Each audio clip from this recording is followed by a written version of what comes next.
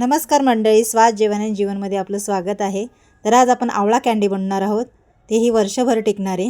हे पहा, कुठेही काळे पडलेले नाही, अगदी पांढरे शुभ्र असे आवळा कँडी तयार होतात आपले।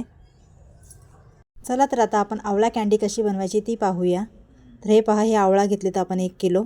ते स्वच्छ धुवून स्वच्छ पुसून घेतलेत। एका पातेल्यात पाणी घेऊन त्यावर चाळणी ठेवले आणि त्यामध्ये आवळा टाकून घेतलेत।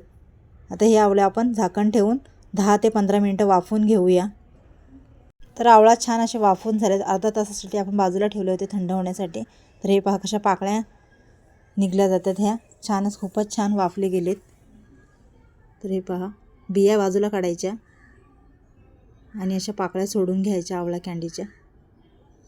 तर हे पहा, जवळून दाखवते, अलगद अशा पाकळ्या निघल्या जातात। तर याप्रमाणेच आपण इतर आवळ्यांच्याही पाकळ्या काढून घेऊया। त्याचप्रमाणे आपण पाकळ्या आणि बिया वेगळ्या वेगळ्या केल्यात।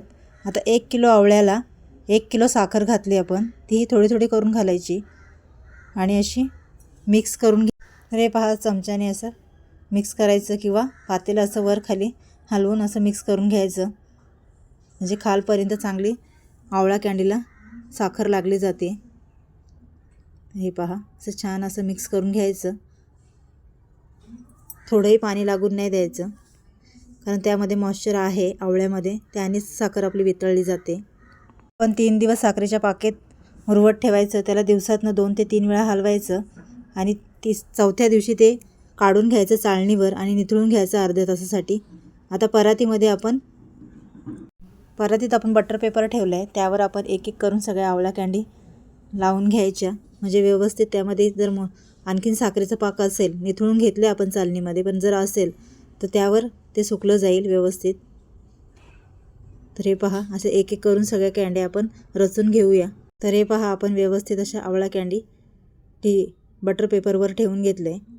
तर हे पहा, आता याला सुकायला ठेवूया उन्हामध्ये। 2 दिवस सुकवायचे उन्हामध्ये। तर हे पहा, छान असं त्यावर झाकण ठेवायचं सुकत घालताना।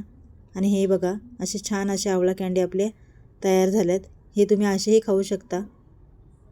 हे पहा, जवळून दाखवते, खूपच छान वरून कोरड्या झाल्यात आणि आतमधून थोड्या सॉफ्ट आहेत। पूर्ण कोरड्या करायच्या नाही, म्हणजे सुकवायच्या नाही, ते कडक किंवा दाताला त्रास होईल चावताना। त्यामध्ये आपण पिठी साखर घातली, तुम्ही नाही घातली तरी चालेल। छान असे वर्षभर टिकल्या जातात आणि मुलंही वर्षभर न टिकून देतात, ते 2 दिवसातच फस्त करून टाकतात। तर हे पहा, तुम्हाला तोडून दाखवते, हे बघा, खूपच छान अशा आवळा कँडी तयार आहेत। कशी वाटली तुम्हाला आवळा कँडीची रेसिपी नक्की कमेंट करून सांगा। आणि अशाच नवनवीन रेसिपी पाहण्यासाठी आपले चॅनल स्वाद जेवण आणि जीवन नेहमी बघत राहा।